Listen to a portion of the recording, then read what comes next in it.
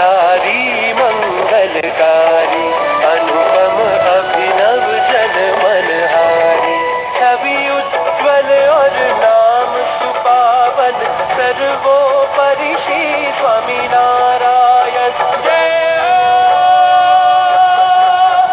स्वामी नारायण, स्वामी नारायण, स्वामी नारायण, स्वामी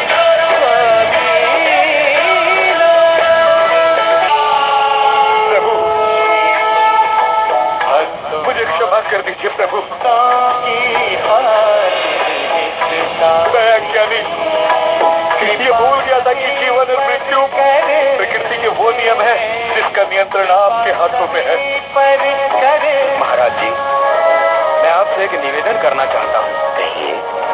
मेरे यहाँ पधार कर मुझे सेवा का अवसर प्रदान करें। ठीक है भक्त बच्चा खाचर, हमें आपका निवेदन स्वीकार है। अब हम शीघ्र ही आपके यहाँ पधारेंगे। सहजानंद कृपाल ने रखी वचन की लाज, वचन निभाने आ गए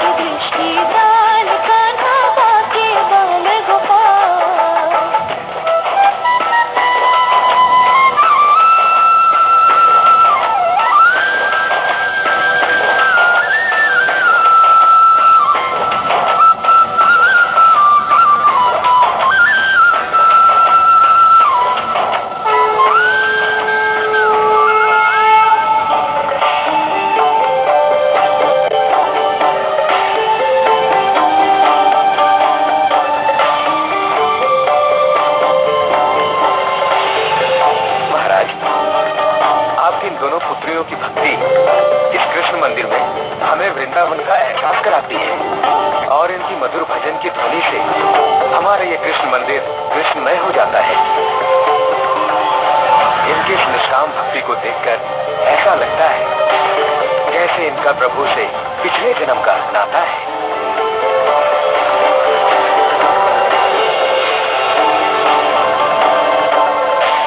भैया, अब ये दोनों सयानी हो चुकी हैं और इनका विवाह भी तय हो चुका है। इसीलिए उन्हें पूजा पाठ की बजाय घर संसार का पाठ पढ़ाइए, अन्यथा इनकी ये भक्ति और आराधना इन्हें कहीं वैरागन न बना दे। आप ठीक कह रही हैं बहन। हम शीघ्र ही इन दोनों के विवाह की तिथि निकलवाते हैं। ब्याह? मैं ब्याह नहीं करूंगी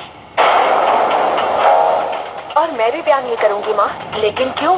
आपके इस प्रश्न का उत्तर बस इतना ही है माँ कि आप जिन दायित्वों के बंधनों में बांधना चाहती हैं, हम उस बंधन में नहीं बंधना चाहते। उस बंधन में बंधना हर नारी के लिए सौभाग्य और गर्व की बात होती है बेटी, चाहे वो राजा की बेटी हो या रंग की। हर बेटी को अपना घर त्याग कर पति के घर जाना ही पड़ता है और इसके लिए तुम्हारे पिता किसी को वचन भी दे चुके हैं। अब उसका मान तो रखना ही होगा। माँ, कृपा करके आप हमें इस वचन की बड़ी वेदी पे मत चढ़ाओ। इसमें हमारी इच्छा सम्मिलित नहीं है। हाँ माँ, और पिताजी ने तो हमसे बिना पूछे ही ये वचन दिया है। अतः आप उनसे कहिए कि वे अपना वचन तोड़ दें, क्योंकि हम दोनों ने अपना ये जीवन श्री हरि को अर्पण कर दिया है और हम उनकी भक्ति के अलावा कोई भी बंधन में बंधने को तैयार नहीं है और यही हमारा अंतिम निर्णय है।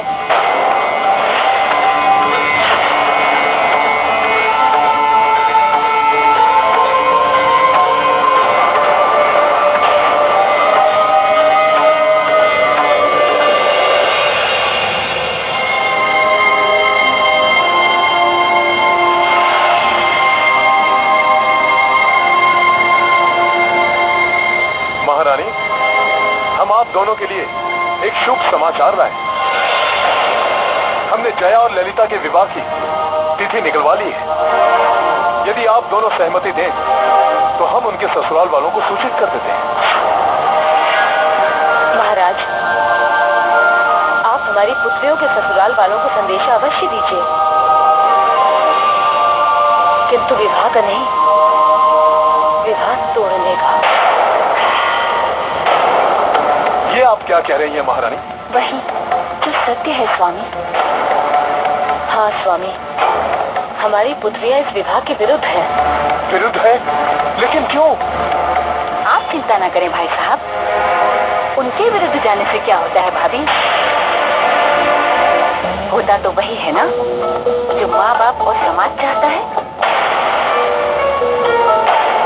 जानती है ना, सदियों से यही परंपरा रही है कि एक न एक दिन बेटियों का विवाह और कन्यादान करके हर माँ बाप को उन्हें विदा करना ही पड़ता है। हाँ ननद जी, किंतु किंतु किंतु मेरी सुनता ही कौन है?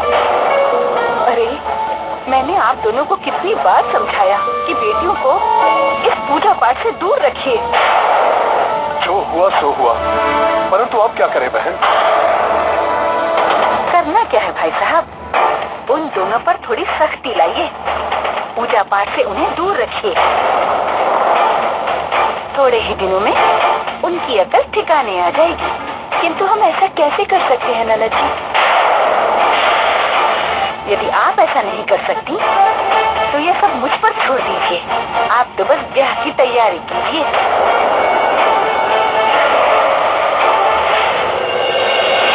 अक्सर ऐसा होता है कि मनुष्य सोचता कुछ और है और होता कुछ और है। ऐसा इसलिए होता है क्योंकि भगवान ने हर मनुष्य के भाग्य में कब, कहां, क्या घटित होगा, ये सब उसकी नियति में पहले से ही लिख दिया है और उसे ना ही कोई मनुष्य मिटा सकता है और ना ही वो उसे बदल सकता है। परंतु ये सब जानते हुए भी कई मनुष्य स्वयं को दूसरों के भाग्य का विधाता समझ लेते हैं और अपने मनमाने ढंग से उनकी तकदीर को बदलने की कोशिश में लग जाते हैं, और वो चाहकर भी ऐसा नहीं कर सकते, क्योंकि वो भगवान नहीं, केवल इंसान है। अतः प्रत्येक मनुष्य को अपने धर्म का पालन करना चाहिए, इसी में सबका कल्याण है। बोलो श्री सहजानंद महाराज की जय। बोलो श्री सहजानंद महाराज की जय। बोलो श्री सहजानंद महाराज की जय। बाके बाल गोपाल काना, बाके बाल गोपाल, हे सावल नंदलाल कान्हा, बाके बाल गोपाल। बंद करो ये भक्ति का पाखंड। तुम दोनों को जितनी पूजा पाठ करनी थी कर चुकी, अब ब्याह की तैयारी करो। हमें ब्याह नहीं करना है बुआ जी। तो क्या जीवन भर अपने मायके की चौखट पर बैठी रहोगी? देखो बेटा, यदि तुम दोनों ने ब्याह नहीं किया तो तुम्हारे पिता एबल खाचर की जग हसाई होगी, उन पर वचन भंग करने का दोष मढ़ा जाएगा। और तो और यदि उन्होंने तुम दोनों का कन्यादान नहीं किया तो वो बात के भागी बनेंगे। हर बेटी और बेटे का ये कर्तव्य होता है कि वो अपने माता पिता के वचन का पालन करें। और ये पूजा, ये भक्ति, ये तो तुम विवाह के उपरांत भी कर सकते हो। आपने सही कहा है बुआ जी, परंतु आप ही बताइए बुआ जी, अपनी श्री हरि की भक्ति को छोड़कर हम कैसे किसी और के बंधन में बंध सकती हैं? ये तो उस मनुष्य के साथ भी छलावा होगा जिसकी हम जीवन संगिनी बनेंगी। इससे तो अच्छा यही होगा कि आप उन्हें ये सच्चाई बताकर ये बंधन को जोड़ने से पहले ही तोड़ दें, क्योंकि हमारा जीवन तो अब श्री हरि की भक्ति के लिए समर्पित हो चुका है, जिसे अब तोड़ना संभव नहीं है। लेकिन तुम्हारी पूजा पाठ पर प्रतिबंध लगाना तो संभव है, और ये कार्य हम आज और इसी पल से शुरू करते हैं। याद रहे, जब तक तुम दोनों खुशी खुशी ब्याह के लिए तैयार नहीं हो जाती, ये प्रतिबंध हटने वाला नहीं है। बड़ी आई पुजारिन कहेगी। पंडित जी, इस मंदिर के द्वार पर ताले लगा दो, इसे जंजीरों से जकड़ दो, ताकि इसमें कोई परिंदा भी पर न मारने पाए। किंतु बहन जी, आपसे जितना कहा गया है उतना ही कीजिए पंडित जी, अन्यथा आपको भी इस मंदिर में कैद करा देंगे। ध्यान रहे, मेरे आदेश के बिना इस मंदिर के कपाट खोले नहीं जाएंगे। जाइए, निकलिए यहाँ से।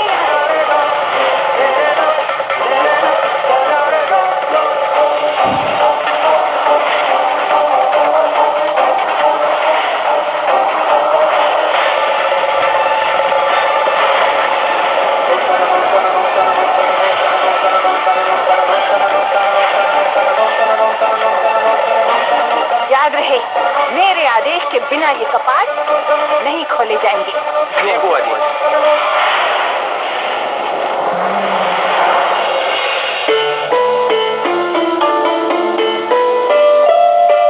क्षमा कीजिए राजकुमारी जी, आप लोग इस मंदिर में नहीं जा सकती। लेकिन क्यों? क्योंकि आपकी बुआ जी ने हरि मंदिर के द्वार पर ताला लगवा दिया है। मंदिर के द्वार पर ताला लगा दिया?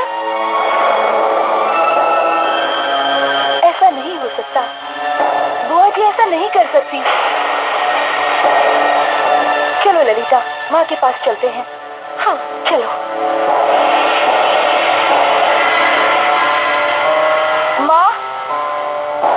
माँ, आप बुआ जी से कहिए कि मंदिर के द्वार खुलवा दे, हमें भगवान को भोग लगाना है। हाँ माँ, आप जानती हैं, जब तक हम भगवान को भोग नहीं लगाते हम भोजन ग्रहण नहीं करते। तुम्हारी इस धमकी का हम पर कोई असर नहीं होने वाला। कान खोलकर सुन लो, मंदिर का द्वार तभी खुलेगा जब तुम दोनों ब्याह के लिए तैयार हो जाओगी। वैसे भी तुम्हें मंदिर जाने की क्या आवश्यकता है?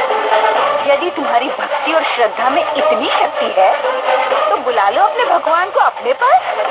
जरा मैं भी तो देखूं, जिसकी भक्ति के नाम पर तुम लोगों ने इतना शोर मचा रखा है, उस श्री हरि को तुम्हारी पुकार सुनाई देती भी है या नहीं? आप हमारी भक्ति की अविरल धारा को बांधने का प्रयास कर रही हैं बुआ जी,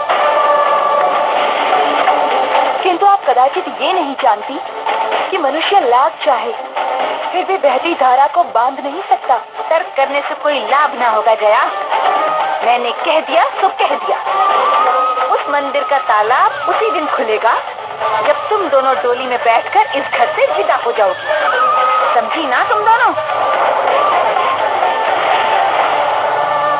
मनुष्य भी कितना ज्ञानी है, जिसने उसे जन्म दिया वो उसे ही नहीं पहचान पाता है।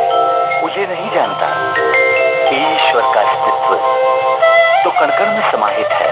अतः अगर आपकी भक्ति में शक्ति है और सच्ची श्रद्धा है तो ईश्वर आपको कहीं भी किसी भी रूप में दर्शन दे सकते हैं।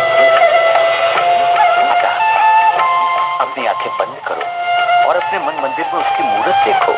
वो सर्वव्यापी है, विशाल है, अनंत है, असीमित है, वो साक्षात है, वो प्रत्यक्ष है। ये संसार उन्हीं की रचना है।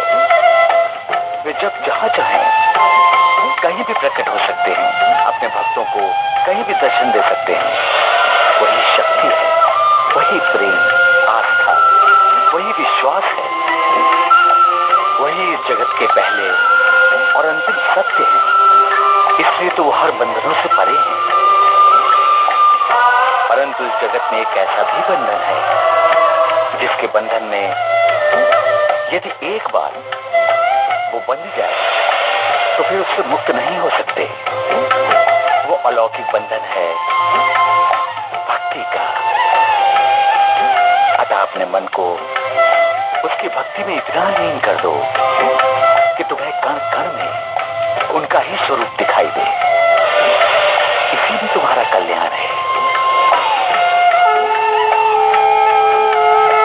बोलो श्री सहजानंद महाराज की जय। बोलो श्री सहजानंद महाराज की जय। आप कुछ कीजिए स्वामी, अन्यथा उनका जीवन संकट में पड़ जाएगा। पड़ता है तो पड़ जाए, किंतु मेरा भाई अब उनके इस हट के सामने नहीं झुकेगा।